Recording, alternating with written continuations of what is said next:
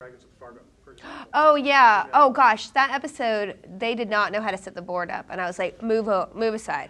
What is going on? This is not my character. Like this is an enemy. Like I was very specific about. They had a red box and they didn't know how to set it up, and I did all that set design. So kudos to me. It is interesting that it's mostly like Dungeons and Dragons and Magic. Those are the two that they go to as the geek game.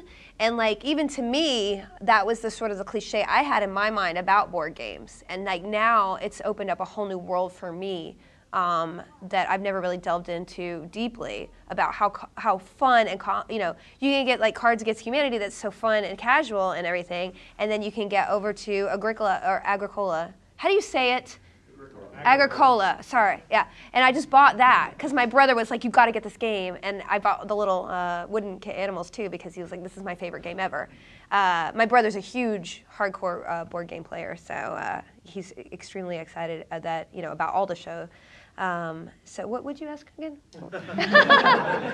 If you're encouraged, if it's their idea or your idea that all these games come into, or this some of the geek culture. Oh yeah. As far as D&D, that they wanted to play D&D, they wrote that specific character. I don't have any control over that.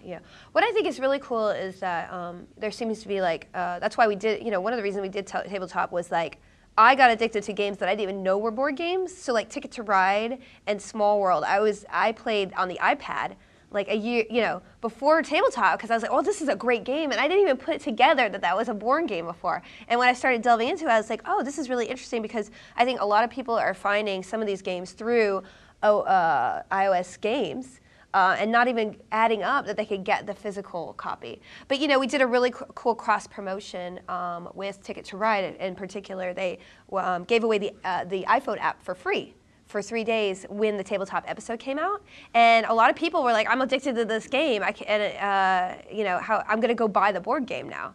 So I think that's really an interesting way that this whole board game culture can become way more mainstream, almost in a way that crossing over to even non-gamers, and I think that's really cool. It's like a door that's open, and to give new life and new fandom to the whole culture.